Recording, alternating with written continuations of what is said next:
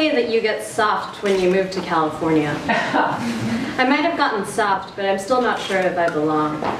I'm still not sure why I moved to New York 5 years ago, but looking back on it, it was because of its inhospitality, how I would never feel like I was supposed to be in it. New York might be the dream, but it's mostly a city of precarity. It might snow, you might owe twice your rent, the subway might not be running, someone might hate your poems, and just as likely, none of these things might ever happen. But that's not the difficult part. The difficult part is that all of these things could happen, and yet no one might even blink an eye. It's Monday night. I'm waiting for my lover to come home, but they're not here yet. What's the worst thing that could happen? I ask myself in an effort to keep calm, but it's pointless. I've moved on to imagining who I'll call first when I find out that, yes, they've been in a car accident shorn apart by metal. Yes, they were jumped upon by strangers and beaten to a pulp. Yes, that's why they're gone, all better seeming reasons than quite simply they don't want to come to me. I feel loose and unmoored. I can't find the ground. I try to eat something, but I can't bear it, so I tear the tip of my fingernail delicately with my teeth. It's the evening. I'm tired. My lover goes to the corner store to get a bottle of wine, but I don't drink, so I go to the Carl's Jr.'s instead. It's dingy. There's a stuttering white man in a cheap suit in front of me trying to decide what soda he wants, and 4 kids loitering at the counter eyeing the chocolate chip cookies uncertainly. The cashiers are 2 South Asian women wearing plastically uniforms. They're sporting giant ashy crosses on their foreheads, austere and odd amidst the kitschy fast food Americana. Gestalt psychology tells us that the figure and ground are 2 things that distinguish each other, while simultaneously requiring each other for context, which basically means that sometimes we see the background as the object and vice versa. Either way, it's odd to think about the fact that no matter which perspective you take, one shape always has to obscure the other. My lover walks in and it's corny, but the background fades. It's Ash Wednesday. One of the cashiers touches her wrist to her forehead with fatigue, a graceful pinprick of belief in the smog of reality. I roll my eyes to offset the waiting. I wonder how these women feel. When I was little, I always found it odd to emerge from the dark ritual of church into the reality of sunny Sunday life. Here, from communion to the Carl's Jr., it just feels irreconcilable. It's a decisive letdown. But it's years later now, and I know that both things are just 2 sides of the same coin. One makes the other bearable as much as throwing it into sharp relief. The longing for an imaginary heaven twines smoothly with the capitalist fantasy of the American dream. I leave the Carl's Jr. Before we walk through the door, I turn back for a second, and in what feels like slow motion, I watch each delicate icon dissolving into the viscous cloud of skin and oil and powdered seasoning that is each woman's face. It's 20 years ago. I'm 7. I go to bed. But I have a nightmare anyway, and I shriek as though I'm dying. My dad comes running and he tries to calm me. What's the worst thing that could happen, he asks, reasonably stroking my hair. A monster under the bed? I'll kill it with this magic sword. An evil wizard in the closet will say a spell to wish him away. The worst thing that could happen, well, I promise it's not really so bad at all. It's 20 years later. I check my phone because my hands feel too idle. My friend Liz has posted on Tumblr, Chantal Ackerman has died. What's the worst thing that could happen? The truth is that while I sit here idle and expectant, someone that I love could leave me. I don't know if I have vertigo, but I have trouble with repetitive motion. When I was little, I would wake up screaming because I felt a sensation that was what I now recognize as dizziness, but then could only describe as being afraid of the floor. I'm afraid of the floor, I would shriek, clutching anything nearby to anchor myself so the world would stop, so it would once again feel like I belonged to it rather than something it was trying to expel, a piece of gristle in its seamless series of cogs. The doctors later figured out it was low blood pressure, but ever since then, anything that moves repetitively sends me into a panic. Being in the ocean is bad. Being on a carousel is my worst nightmare. All the gold and gold and cotton candy pink spinning me into a sobbing mass of flesh stretched out across its slowly revolving floor. I remember being trapped in a Snoopy-shaped bouncy castle, hyperventilating and clawing at the wall. They wouldn't let me out. I retreated into a catatonic state. I was pressed paper thin between a vast expanse of space. I had been released from the world, ground to powder like the grime at the bottom of a centrifuge. I came to with my mother clutching an ice cream sandwich to my head like a makeshift ice pack. "You're back," she said, finally. "Oh," I said. "Do you want to go home?" she asks. "What do you mean?" I say. "Am I back on the ground?" I'm in New York. I'm visiting, and Joey asks me what it feels like to live in California. I tell him cheerfully that I'm suffering only mildly from what one might call the post-cult letdown. New York, Jonestown, what's the difference? Sometimes, though, I think about how that kind of senseless belief might be the single radiating point from which it's actually possible for us to approximate utopia.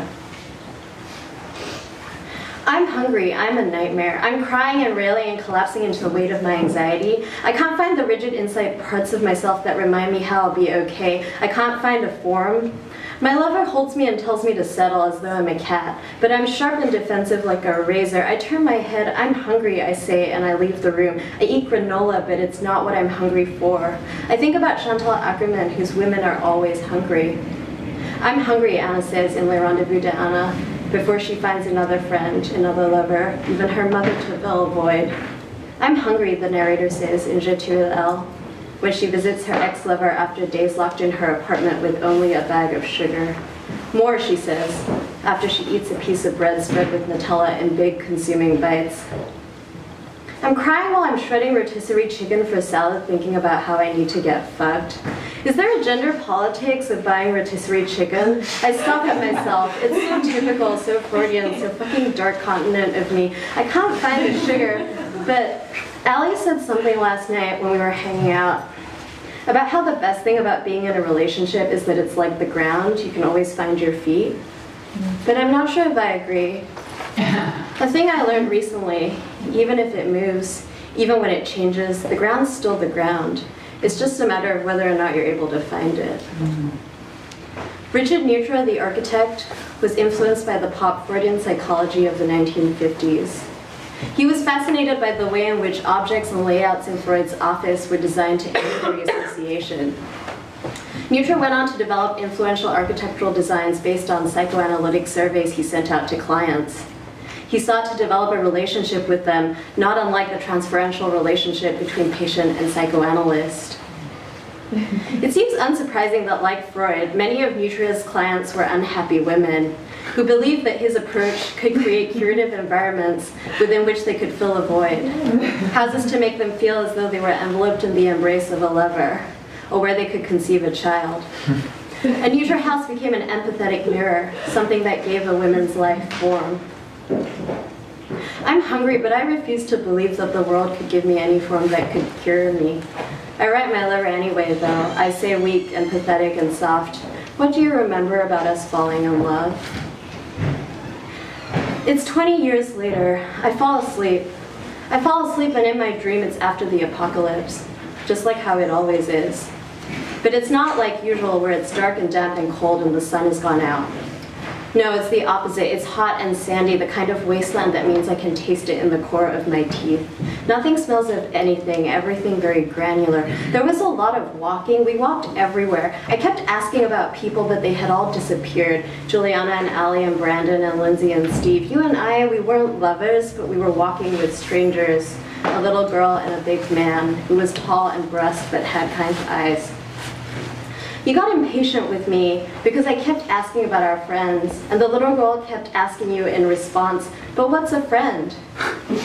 The man snapped. He said she would have to learn precision of language. He said that the world was so broken that it wasn't possible for words to have any meaning anymore, not heavy like that anyway. In my dream there were a lot of rooms.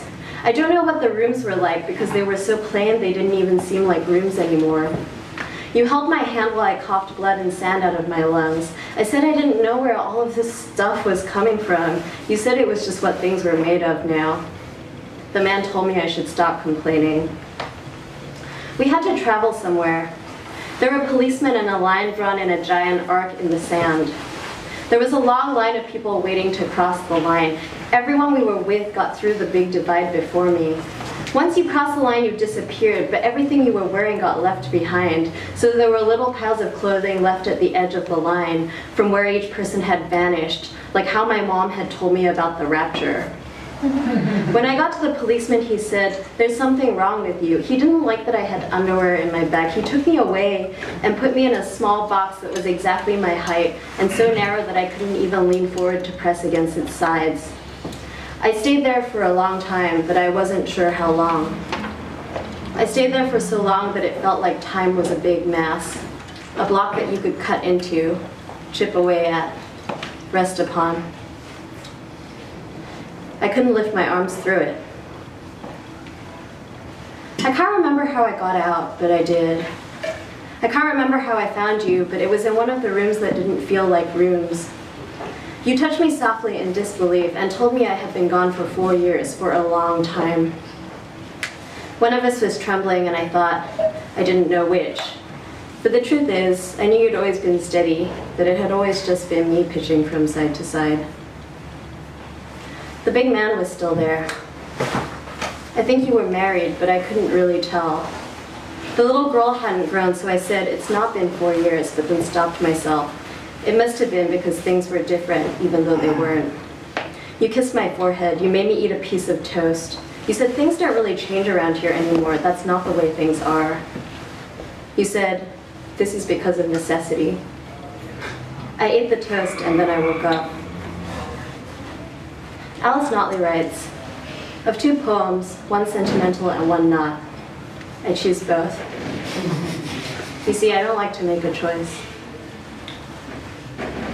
Such a feeling's coming over me. There is wonder in most everything I see. Not a cloud in the sky, but the sun in my eyes, and I won't be surprised if it's a dream. I'm fighting on GChat with my lover, and I have to leave the computer because I'm sobbing too hard. I can't stop. Something feels incongruous here. There's a silent, solid center of me that won't break alongside the rest of my body, fragile and sloping. I call this suicide hotline out of curiosity more than anything else. The disembodied voice at the other end of the phone says mechanically, "It just seems like you're really depressed, honey." And I'm overcome with the materiality of the snot leaking out of my nose, the tears dripping over and around my fingers that I'm rubbing into my sheets, that I'm smearing over my face, all over my body. I'm itching. I can't get clean. I can't go anywhere. I'm dissolving into a puddle of my own misery and filth. I'm home and I don't know how I'm ever going to leave. It doesn't matter. I've read enough psychoanalysis to know that the ground is never really the ground, and all we do is build pieces of our lives on Earth that's really shifting in the same way the world is. I'm alone at home, reading J.G. Ballard's Crash, which is about the erotic possibilities of car crashes, a new sexuality born from a perverse technology. There's a car crash early in the book. On his way home, the narrator slams his car head-on into another vehicle, killing the man and severely injuring his wife. The woman is escorted from her car by a policeman, urine dribbling down her leg. The narrator watches, and in his pain-fueled haze, he notices that there are tiny rainbows refracting themselves around her ankles as the light hits her tits. It makes it look like the ground is hovering somewhere above her feet. I guess the truth is, if we didn't trust false ground, nothing would ever get built. We'd just be left somewhere in the dust. "Thank you for talking to me," I say to the hotline between sobs. I think I'm going to be okay, but I choke before I can finish the sentence. I run to the bathroom, but throw up before I can make it, clots of snot and tears and blood sprinkling the floor. I can't hold myself rigid any longer, so I lay down where I am. I rub the gluey mess into the wood. The next day, I find a splinter in my cheek. It doesn't come out for days. I carry it around with me as though I could find in it some kind of gravitational pull.